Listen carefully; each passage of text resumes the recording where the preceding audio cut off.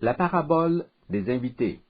Luc chapitre 14, versets 7 à 11. Le Seigneur Jésus n'avait pas l'habitude de mâcher ses mots, surtout lorsqu'ils étaient destinés aux chefs religieux. Même le fait d'être entouré de pharisiens et de manger avec eux ne l'a pas empêché de dénoncer certains aspects de leur conduite. C'est ainsi qu'il leur raconta la parabole des invités, un récit servant à donner une leçon sur l'humilité. Lisons cette histoire en Luc chapitre 14, versets 7 à 11. Il adressa ensuite une parabole aux conviés, en voyant qu'ils choisissaient les premières places. Et il leur dit, « Lorsque tu seras invité par quelqu'un à des noces, ne te mets pas à la première place, de peur qu'il n'y ait parmi les invités une personne plus considérable que toi, et que celui qui vous a invité l'un et l'autre ne vienne te dire, cède la place à cette personne-là. Tu aurais alors la honte d'aller occuper la dernière place. Mais lorsque tu seras invité, va te mettre à la dernière place, afin que, quand celui qui t'a invité viendra, il te dise, mon ami, monte plus haut. Alors cela te fera honneur devant tous ceux qui seront à table avec toi. Car quiconque s'élève sera abaissé, et quiconque s'abaisse sera élevé. Le cadre de ce passage est une visite de Jésus pour un repas dans la maison d'un pharisien. Ce dernier l'avait invité dans le but de l'observer attentivement, dit-on au verset 1. Un homme hydropique se présenta alors devant eux. Les yeux de tous se sont probablement fixés sur Jésus à ce moment-là. On se demandait ce qu'il allait faire. Va-t-il guérir ce malade un jour de sabbat, ou attendra-t-il la fin du sabbat? C'était de toute évidence une question controversée.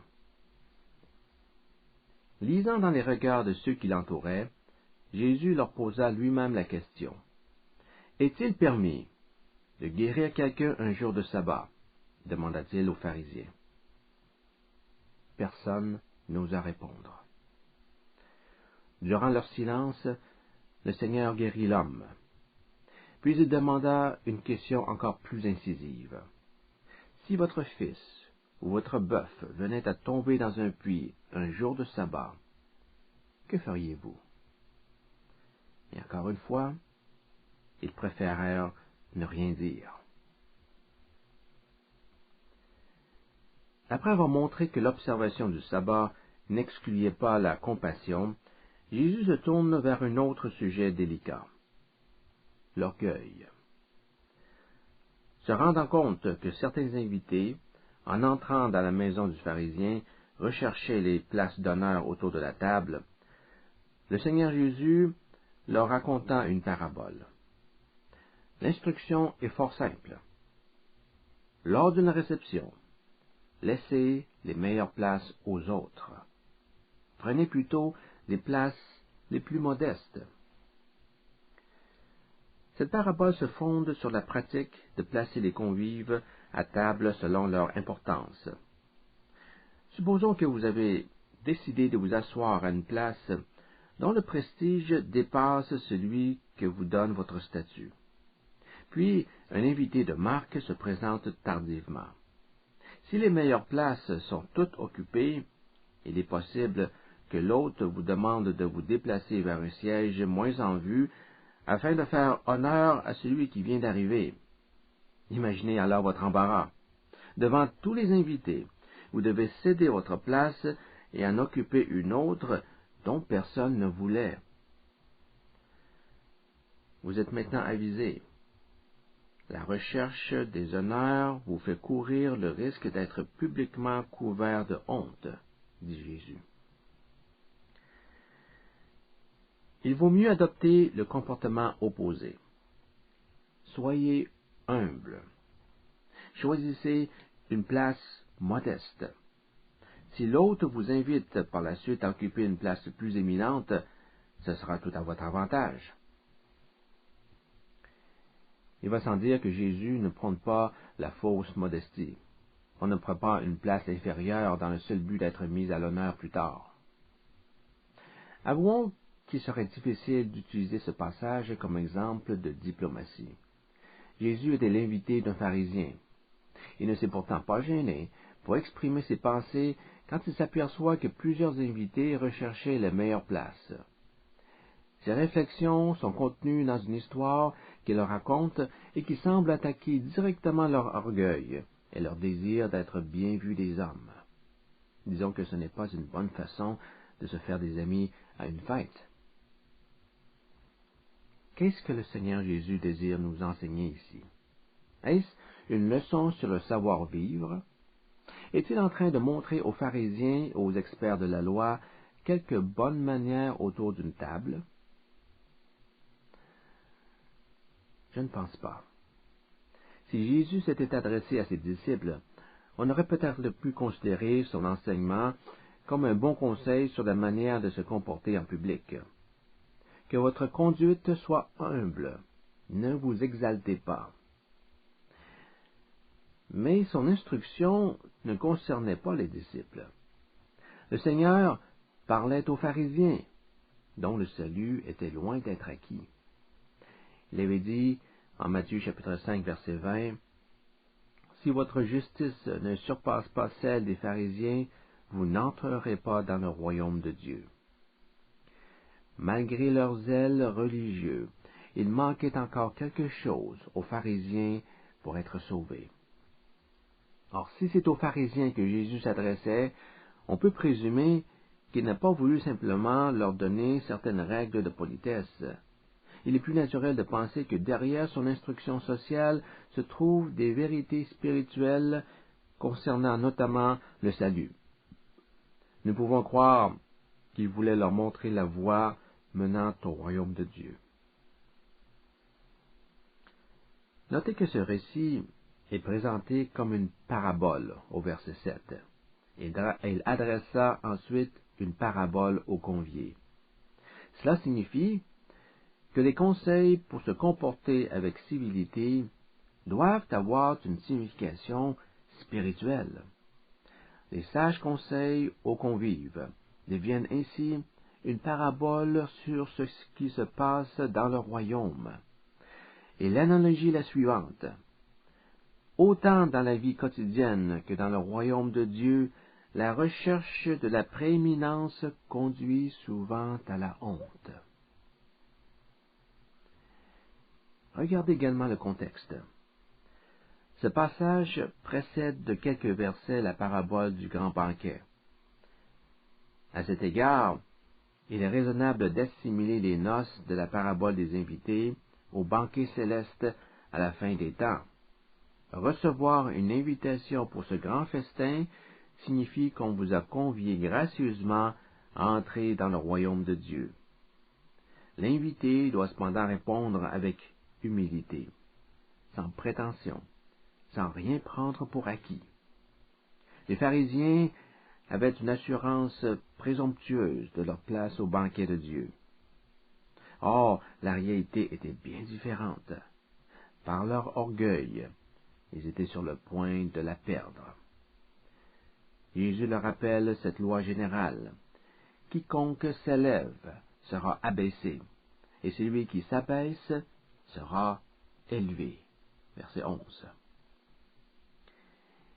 Il faut bien comprendre qu'il ne s'agit pas ici d'une observation découlant de la vie quotidienne.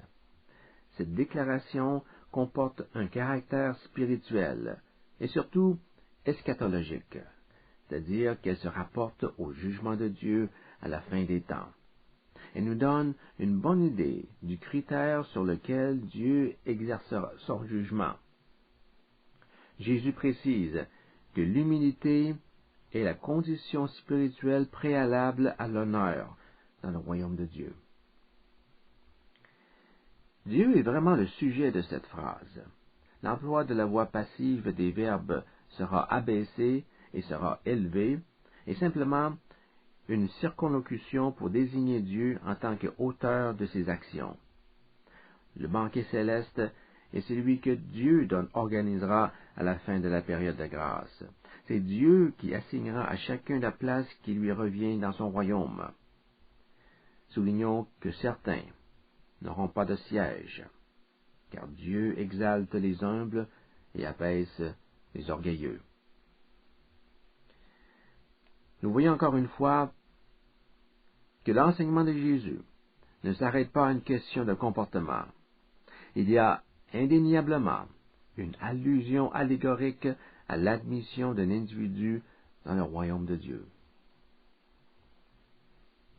Pour comprendre cette parabole dans toute sa profondeur, nous devons revoir quelques notions de base concernant la doctrine du salut.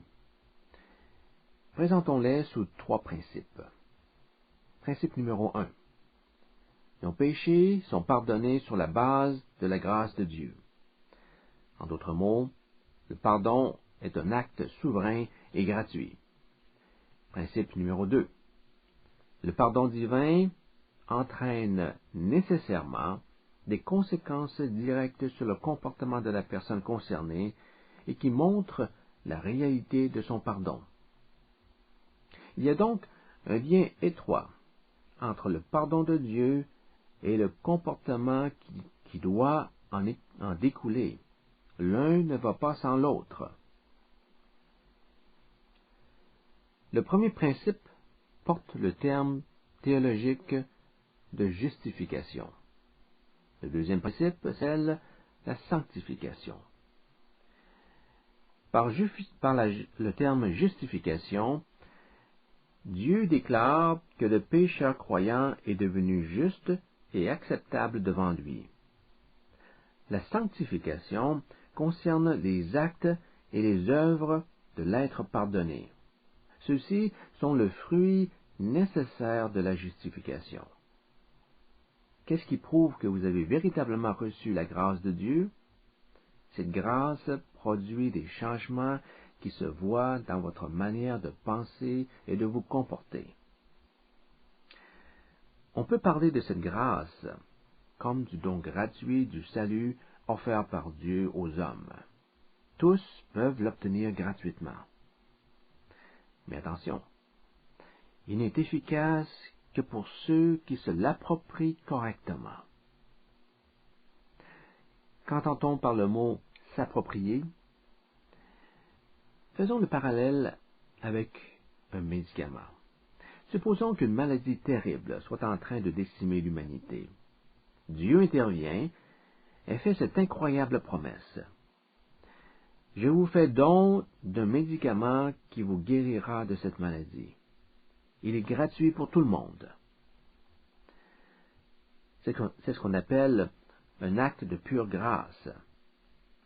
Mais cette grâce ne pourra pas agir sur vous avant qu'elle soit assimilée, c'est-à-dire qu'elle doit être intériorisée de sorte qu'elle fasse partie intégrante de votre être. C'est ce qui arrive quand vous prenez un médicament. Une fois avalé, la pilule se désagrège et se diffuse dans tout votre corps. Le processus de guérison peut ensuite s'entamer. Mais si vous aviez mis cette pilule dans votre poche, par exemple, rien ne se serait produit. Votre maladie aurait continué à progresser. Si, en acceptant le don gratuit de Dieu, vous l'avez tout simplement mis dans votre poche, la grâce divine ne pourra pas opérer en vous. C'est ce que Jésus montra en racontant la parabole du serviteur impitoyable, en Matthieu chapitre 18, versets 21 à 35. Ce serviteur avait bénéficié du pardon de ses dettes. Dans un geste extraordinaire de générosité, le roi lui remit entièrement sa dette, soit 10 000 talents. Mais le serviteur n'a pas su intérioriser ou assimiler ce pardon, car nous observons par la suite que cela ne changea en rien sa personne. Si vraiment il s'était imprégné de l'amour de Dieu, il aurait eu une attitude beaucoup plus humble. Mon Dieu, je ne comprends pas ton geste. Que suis-je à tes yeux pour que tu m'accordes une telle faveur? Je ne suis pourtant qu'un pauvre pécheur. à mesure qu'il prend conscience de ce qui lui arrive, il commence à entrer dans l'esprit de la grâce de l'Évangile qui sanctifie. Et si un jour quelqu'un lui dit « Je te dois 100 deniers, mais s'il te plaît, pourrais-tu effacer cette dette ?» Il répondrait « Mon ami, tu peux oublier cette dette. J'avais moi-même une dette de 10 000 talents qui vient d'être annulée. Comment puis-je exiger de toi que tu me rembourses mes 100 deniers? Va, tu ne me dois plus rien. » Le serviteur aurait dû réagir de la sorte si réellement l'amour de Dieu avait touché son cœur. Cet amour aurait dû faire naître en lui une disposition à traiter son prochain de façon miséricordieuse. Mais sa conduite montre bien que rien de cela ne s'est produit. Lorsqu'un second serviteur lui implora le report de sa dette, il lui dit « Non, je vais te mettre en prison, et tu y resteras tant et aussi longtemps que ta dette ne sera pas remboursée. » Le premier serviteur a-t-il reçu le don gratuit de la miséricorde divine? Oui et non. Oui, dans le sens qu'il a été pardonné. Sa dette de 10 000 talents avait été épongée. Non, dans le sens qu'il n'a produit aucun effet sur lui. Pour reprendre l'analogie avec la pilule, il a tout simplement mise dans sa poche. Il ne l'a pas avalée. Il a obtenu le pardon, mais ne l'a pas intégré à sa personne. Il est demeuré fondamentalement le même pécheur qu'il avait avant le pardon. De même que la justification implique la délivrance de la condamnation du péché, la sanctification implique une transformation conduisant à un changement dans les pensées et les actes. Une authentique expérience du pardon divin s'accompagne nécessairement d'un comportement qui montre de la gratitude et de la dépendance en Dieu. Le premier point est donc la justification. Le second, la sanctification. Le tableau ne serait pas complet si le troisième point n'était pas mentionné. Et ce troisième point est le jugement.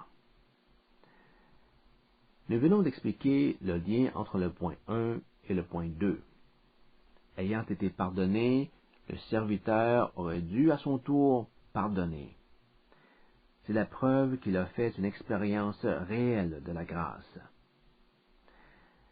Nous devons maintenant montrer la relation entre le point 2 et le point 3. Quel rapport existe-t-il entre la sanctification et le jugement? Il s'énonce de la façon suivante. Notre manière d'agir envers les autres détermine la position de Dieu envers nous-mêmes. Je répète, Dieu nous traitera de la même manière que nous nous comportons envers notre prochain. Si nous refusons de pardonner nos semblables, nous ne pouvons pas espérer le pardon par notre Père céleste. Si vous ne pardonnez pas aux gens, déclare Jésus à la fin de la parabole, il en sera de même avec Dieu. Il ne pardonnera pas non plus aux fautes. Matthieu chapitre 18, verset 35. Le serviteur s'est montré impitoyable en refusant d'effacer la dette minime qu'un compagnon lui devait. Il le fit même jeter en prison. Quand le maître eut vent de ce qui s'est passé, celui-ci le livra au tortionnaire jusqu'à ce qu'il ait payé entièrement sa dette. Les tortionnaires sont chargés d'exécuter le jugement. Le maître, dans cette parabole, remplit non seulement le rôle de créancier, mais aussi celui de juge. Et je répète le principe spirituel numéro 3. Dieu nous traitera selon la manière que nous traitons les autres. C'est précisément ce que Jésus voulait souligner dans la parabole des invités par sa déclaration au verset 11, liant le jugement au comportement d'un individu. Car quiconque s'élève, c'est le comportement de l'orgueilleux, sera abaissé, ce sera la réponse de Dieu à l'égard de cette personne au jour du jugement. Elle sera humiliée, c'est-à-dire elle subira une condamnation. Et quiconque s'abaisse sera élevé par Dieu. Voilà donc le lien du point numéro 2 au point numéro 3, de la sanctification au jugement à venir. Notre manière d'agir détermine la position, ou plutôt la disposition de Dieu à notre égard, que ce soit pour nous approuver ou nous condamner. Et c'est exactement sur ce point que Jésus mit les pharisiens en garde. En surface, il semble leur dire, la prochaine fois que vous assisterez à une fête, prenez la dernière place plutôt que la première. Il vaut mieux être modeste que de surestimer votre importance et risquer ensuite de faire l'objet de moqueries. Sous cette recommandation sensée se dissimule un sens spirituel qui se rapporte directement à la relation que nous avons décrite entre le point numéro 2 et le point numéro 3. On pourrait reprendre les paroles de Jésus aux pharisiens en les interprétant de cette manière. Vous croyez être sauvés? Vous pensez que vous serez du banquet dans le royaume de Dieu? Regardez-vous. Regardez comment vous vous comportez. Quand vous venez à une fête, vous vous appropriez les meilleures places, parce que vous désirez être vu, bien vu en public. Et vous pensez que vous allez être sauvés? Ne connaissez-vous pas la parole de Dieu? Vous êtes des théologiens. Vous êtes des enseignants de la loi. Vous en connaissez parfaitement le contenu. Mais votre conduite, mes amis, votre conduite montre visiblement que vous ne serez pas admis dans le royaume de Dieu. Ne savez-vous pas que s'élever devant les hommes a pour conséquence d'être abaissé par Dieu? Je vous le dis, Dieu vous rejettera au jour du jugement. Voilà en essence la signification de cette parabole. Jésus n'avait pas l'intention de donner simplement une leçon de modestie. Il enseigne ici une vérité spirituelle.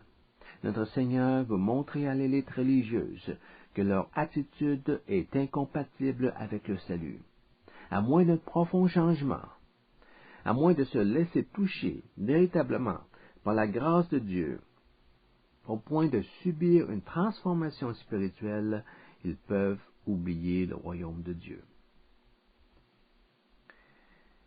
Il y a ici un revirement de situation que j'appellerais le retournement eschatologique, un sujet important de Luc chapitre 14. En considérant ensemble l'incident impliquant la guérison d'un homme hydropique et les trois paraboles subséquentes, nous observons au premier plan la grâce et la miséricorde gratuite de Dieu. Cette miséricorde, on doit le souligner, dépasse les limites établies par les autorités religieuses. Dans le cas de la guérison, nous avons un homme dont la piteuse condition physique était probablement vue comme la conséquence d'un châtiment du ciel. Pourtant, c'est lui qui goûte à la grâce de Dieu en étant guéri par Jésus de sa maladie. Ainsi, on donne aux pauvres 1 point, le chef religieux 0. Dans la parabole des invités, celui qui bénéficie de la grâce de Dieu est décrit comme un être humble. L'orgueilleux n'y a pas part. Le pauvre 2, le chef religieux 0. Dans la deuxième parabole, Jésus indique que nous recevrons des bénédictions de Dieu si nous invitons ceux qui ne peuvent pas nous rendre l'appareil, c'est-à-dire les estropiés, les boiteux et les aveugles. Le pauvre 3, le chef religieux 0. Dans la dernière parabole, il est dit que Dieu recherche le nécessiteux pour qu'il bénéficie de ses largesses au festin céleste. Les pharisiens, qui avaient d'autres préoccupations, ont perdu la chance d'y participer. Le pauvre, 4. Le chef religieux, 0. Le message ne laisse aucun doute. Beaucoup de ceux qu'on ne pensait pas atteindre le ciel y seront, alors qu'il manquera beaucoup de ceux qu'on comptait trouver dans le royaume céleste. Comment devons-nous alors comprendre le salut selon la leçon enseignée par cette parabole? Ne sommes-nous pas justifiés par la foi? Le salut ne dépend-il pas de la grâce de Dieu, une grâce que nous accueillons par la foi dans nos cœurs? Or ici, il semble que le salut soit gagné en occupant les places les plus modestes. Est-ce que l'admission d'une personne dans le royaume de Dieu est liée à une question de bonne conduite? Pas du tout. Je vous rappelle le point numéro 1. Le salut est un don gratuit de Dieu. Luc chapitre 14 le montre très clairement. Ainsi, le royaume est comparable à un grand et joyeux festin offert gratuitement par Dieu et dont bénéficieront les pauvres. Et la manière appropriée de répondre à son invitation consiste à prendre la dernière place, c'est-à-dire à faire preuve d'humilité. Cette attitude entraîne conséquemment des bouleversements, autant dans la vie intérieure que dans la conduite externe de l'individu. Il ne suffit pas de faire une profession de foi. Si un chrétien prend au sérieux le pardon divin, s'il a avalé la pilule, alors son comportement devrait attester la réalité de ce pardon en lui. La grâce de Dieu produit des effets tangibles chez celui qui se l'approprie. En l'absence des fruits de sa repentance, il y aurait peut-être lieu de se questionner sur la véracité de sa foi.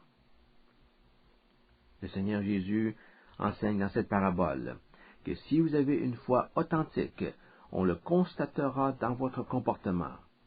Vous laisserez les meilleures places aux autres. On le constatera dans les œuvres que vous accomplissez. Vous savez, certains chrétiens semblent parler des œuvres comme si elles ne peuvent pas être associées avec leur état de grâce. Certes, les œuvres ne sont pas nécessaires au salut, mais doivent nécessairement faire partie de la vie chrétienne, puisqu'elles sont les signes d'une foi véritable. L'apôtre Paul distingue deux sortes d'œuvres.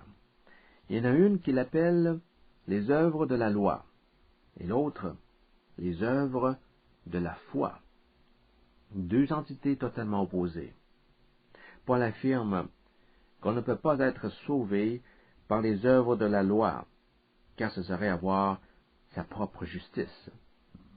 Par une telle attitude, nous plaçons notre confiance en nos propres œuvres et non pas en Christ.